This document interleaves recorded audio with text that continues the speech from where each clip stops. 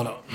Comment relancer le Real Madrid en Liga? J'espère que vous allez tous bien. Match nul du Barça contre le Betis Séville. Je suis dégoûté parce que franchement, c'était l'opportunité rêvée pour dire au revoir Real Madrid. Parce qu'en cas de victoire, tu avais 6 points d'avance. Plus le goal average direct avec le Classico que tu as gagné à l'aller. Donc en gros, c'était presque fini cette histoire de Liga. Tu avais l'occasion de mettre un terme au suspense. Et là, tout est relancé parce qu'il y a un Classico à jouer. Parce que t'es pas à l'abri de perdre encore un match jusqu'à la fin de la saison avec l'accumulation de matchs. En fait, c'est surtout ça. C'est-à-dire que je me suis dit, si le Barça gagne aujourd'hui, tu peux ensuite faire peut-être un peu plus tourner. Tu as plus de marge dans les prochains matchs. Là, c'est pas le cas. Tu vas devoir mettre ton 11 type presque tout le temps parce que tu as le Real Madrid à 4 points. Et même si sur le papier, ça paraît beaucoup, la vérité, c'est que c'est rien du tout. Ça va vite, 4 points. Un exemple, si le Real Madrid gagne le Barça le jour du Classico, ensuite il reste 3 matchs et vous n'êtes pas à l'abri de perdre ou de faire un match nul. C'est pour ça que c'est dommage. Vraiment, c'est 3 points. Enfin, c'est 3 points. C'est 2 points perdus. Mais déjà, au moment de la composition, moi, j'ai vu une petite incohérence. Alors attention, beaucoup de respect à Hansi Flick et c'est pas le but de lui tomber dessus et encore moins de mettre la faute sur lui. D'accord? Maintenant, la composition, moi, j'ai pas trop compris parce que Rafinha, il a quoi? Dites-moi ce qu'il a, Rafinha. On me dit qu'il a de la fatigue.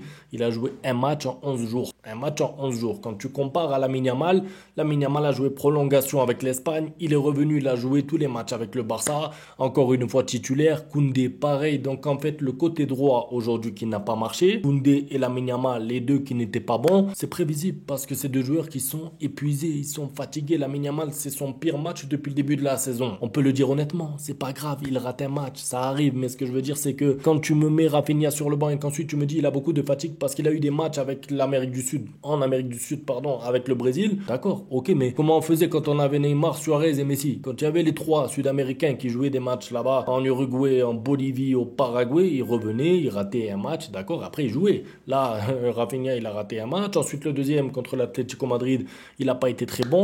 Pour moi, il fallait le mettre aujourd'hui parce que bon, tu as besoin d'un joueur comme Rafinha qui a beaucoup d'envie, il rentre à la 60, mais je vais pas dire que c'est trop tard, il reste 30 minutes, mais c'est difficile parce que le Betis joue bloc bas, t'as plus d'espace comme en première mi-temps, alors qu'en première mi-temps, quand le Barça mène 1-0, sur des contre-attaques, je m'imaginais Rafinha, je me disais, mais ça aurait été une folie de l'avoir sur le terrain. Donc les choix, en fait les rotations, à un moment donné, quand tu arrives avec des matchs comme ça tous les 3 jours, Ligue des Champions, Liga, Coupe du Roi, t'es obligé de faire dans la norme, c'est-à-dire le joueur qui a le plus joué, mettre un petit peu au repos et au contraire, le joueur qui a le moins joué, c'était Rafinha, le mettre titulaire. Pour moi, c'est ça qui me semblait le plus logique. Maintenant, c'est pas que de la faute d'Hansi Flick, je dis juste que son choix a été surprenant. J'ai aussi l'impression que ce Barça a manqué d'ambition. J'ai pas eu l'impression de voir un Barça qui cherchait à tout prix la victoire. Alors peut-être qu'ils sont confiants eux pour la suite, peut-être qu'ils ont vu la défaite du Real Madrid, ils se sont dit bon maintenant tranquille, on a de la marge, mais quand tu vois que Pedri sort, que De Jong sort, tu vois qu'ils pensent long terme, tu vois qu'ils pensent à la suite, tu vois que Hansi Flick n'a pas tout donné dans ce match-là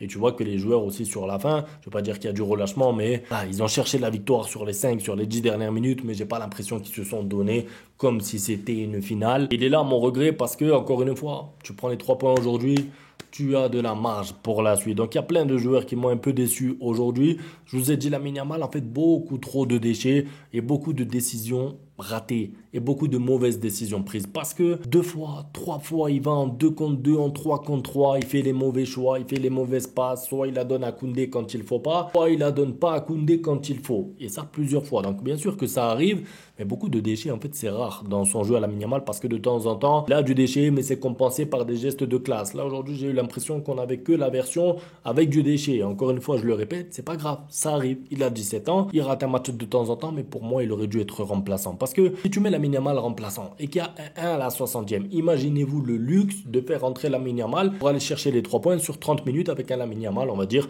plus frais que les autres. Là, c'est pas le cas. Tu arrives à la 60, 70e, Lamine Yamal n'est pas en confiance parce qu'il est en train de faire un mauvais match et en plus de ça, il est fatigué physiquement parce qu'il enchaîne tous les matchs, toutes les minutes. Et c'est pareil pour Koundé. Le match de Koundé, franchement, c'est grave. Il a une occasion incroyable. Bon, à part l'occasion qui se crée presque tout seul parce qu'il fait un crochet magnifique, le nombre de passes ratées, les centres ratés, les contrôles ratés, les fautes effectuées, Koundé, j'ai pas aimé. Mais lui aussi, je comprends. Beaucoup de fatigue, beaucoup d'accumulation de matchs. Pas vraiment de joueur qui peut jouer à droite. Vous allez me dire Hector Fort, c'est pas du niveau de Koundé. Donc, à la limite, voilà, on dit que Koundé, physiquement parlant, ça doit être difficile d'enchaîner. Maintenant, le problème, parce qu'on parle de physique et tout, il y a les matchs les plus importants qui arrivent, les gars. Ça veut dire que là, il y a Dortmund qui arrive. Ensuite, la Liga, maintenant, tu n'as plus le droit à l'erreur de nouveau. Ça veut dire que tu avais le droit à une erreur. Malheureusement, tu as grillé ton joker aujourd'hui, d'accord? Donc déjà, le même jour où le Real Madrid perd son match. Mais ce que je veux dire, c'est que là, maintenant, il n'y a plus de place au repos. Parce que aujourd'hui, tu pouvais te permettre de dire, bon, Lamine Yamal, on aurait pu le mettre sur le banc. De toute façon, le Real a perdu. Les prochains matchs, tu es obligé de tous les gagner. Il y a des matchs compliqués à l'extérieur. Je veux dire,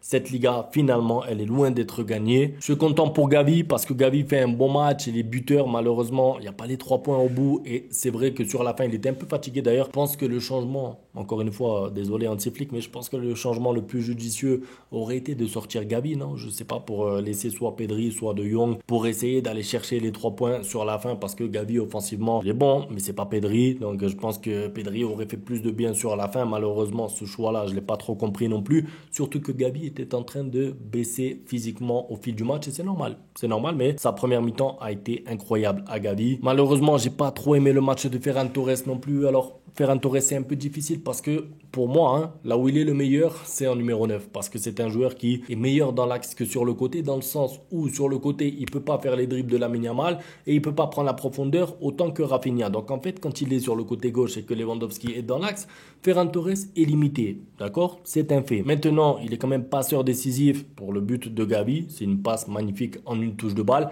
Mais tout le reste du match, on l'a cherché. Et c'est pour ça que je me disais, avec l'espace qu'il y a, au lieu de Ferran Torres, s'il y avait Rafinha, c'est pas le même match. Sinon, défensivement aussi, je pense qu'on peut parler du corner encaissé. Parce que le corner encaissé, c'est quoi? C'est Araujo qui est au marquage. On va dire qu'il est au marquage, d'accord? Mais il saute pas, en fait. Ou alors il saute, mais il ferme les yeux. Pour un grand bonhomme comme lui, physique, costaud, t'as pas le droit de faire ça. T'es censé gêner l'attaquant le plus que tu peux et pour que la tête, elle dévie ensuite quelque chose et qu'elle sorte en 6 mètres ou en corner. Tu peux pas le laisser en fait. Le joueur, il a juste eu à faire ça, hop, but, un partout. Ça veut dire que toi, tu fais du jeu. Tu crées du jeu pour te créer des occasions, pour aller marquer contre le Betis.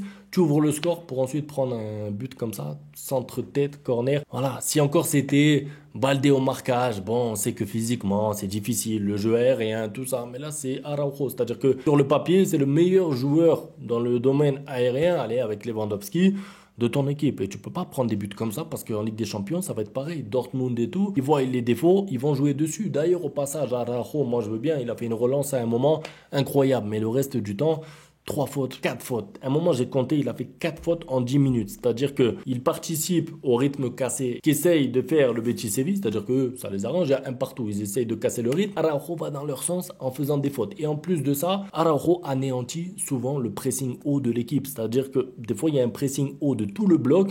Et il va faire une faute qui n'est pas intelligente, qui fait que du coup, le Betis Séville peut ressortir le ballon. Le bloc doit reculer de 30 mètres. Je veux dire, c'est des petits détails. Hein. C'est peut-être pas là que se joue le match, mais ça me dérange. Parce que quand on s'habitue à Inigo Martinez, qui est intelligent, qui récupère des ballons, et que tu passes à ça, Araujo titulaire, moi je veux bien, il défend, il donne tout, il court, il va au duel, il va au contact, il fait des fautes et tout, mais peut-être un peu trop de fautes de temps en temps, il faut réfléchir parce qu'il y a des fautes qui sont pas nécessaires et qui aident l'équipe adverse à gagner du temps, casser le rythme, ressortir les ballons, bref. Au passage, bon, le Betis Séville, moi, dans l'avant-match, je vous avais dit, c'est l'équipe qui procure le meilleur football de Liga après le Barça. Ils ont fait que défendre presque, ils ont mis le bus derrière, ils ont attendu toute la deuxième mi-temps, ils ont fait des fautes. Tant pis, maintenant je suis habitué à les voir en Liga. Normalement, ça joue au foot, ça prend des risques. Là, aujourd'hui, ils sont clairement venus chercher un match nul. C'est comme ça, c'est au Barça de faire mieux parce que de toute façon, tous les matchs qui vont rester jusqu'à la fin de la saison, ça va être des équipes qui vont venir et qui vont chercher le match nul parce que justement, elles peuvent peut-être pas gagner le Barça. Elles ont peut-être pas les armes pour battre le Barça. Mais si elles grattent un match nul, pour eux, c'est plus que réussi. C'est tout pour la vidéo. Franchement, dégoûté parce qu'il y avait la place de plier cette Liga. Et là, ben, on va être là, stressé, regarder le calendrier, regarder le Real Madrid. Est-ce qu'ils vont gagner? Voilà, en tout cas, le Barça joue contre Dortmund dans quelques jours. Dortmund qui a mis 4-1 aujourd'hui. Ils sont en confiance. J'espère que le Barça sera au niveau de ce match. Un grand merci à tous pour le soutien. À demain pour la suite. Ciao. Bang, bang, bang, bang, goodbye. Ustedes pueden aceptar mi negocio o aceptar las consecuencias. Plata o plomo.